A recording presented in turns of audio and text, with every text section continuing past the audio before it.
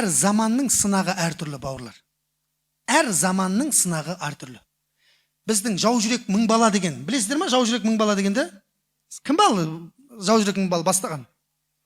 Ойбай, соны біледі екен әйтеуір. Оны да кинодан көріп біліп отырсыздар ғой әйтпесе. Сартай батыр нешеде болған? 13-14 жасар жігіт болған дейді ал. Неге ондай 13-14 жасар жігіт қылыш көтеріп елін қорғап жүр, а? Заман соны талап етті, бауырлар. Көрдіңіз ба? Заман сон 4 жасынан бастап, 3 жасынан бастап атқа қонды олар. Заман солай пісірді адамдарды. Міне, мынау да сондай. Жаугершілік заман болып тұр. Жігіттер не істеп жатыр? Ертерек атқа қонуға тура келіп жатыр. Ертерек атқа қонуға тура келіп жатыр. Сол үшін айтып жатырмын мен сахабаларды. Қазіргі заманмен ұштастыратын болсақ, қазір мына қылыш көтеретін заман ба? Қылышыңды көтере алмайсың қазір. Біліммен қиратасың бәрін.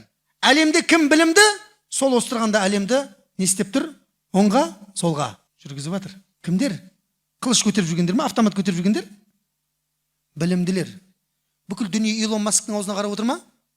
Қарап отыр. Бүкіл дүние жаңа кімнің қалып, жаңа кім еді анау? Facebook нелері, WhatsApp-тың. Ане соларды білет. Басқалар соған көрдіңіздер ме? Аузына қарап отыр ма? WhatsApp-ын жауып тастасын, Facebook-мен қосып. Таппай қаласың бір-бірін. Қаяқта жүрсің сен? Әл-Фараби дейсің ба, әлі не жақта жүрсің ба? Көрдіңіз ба? Демек, қазір қандайдың заманы екен? Білімнің заманында, білімнің заманында. Енді артта қалып қойға болмайды да. Қайта-қайта Сартай батырды айтып, мен атам бүйткен, мен атам сөйткен, сен руыңнан кім шыққан ал деп. Бәрі-бірдің руымен отырып мақтанатындар бар. Сен өзің шықсай бірінші.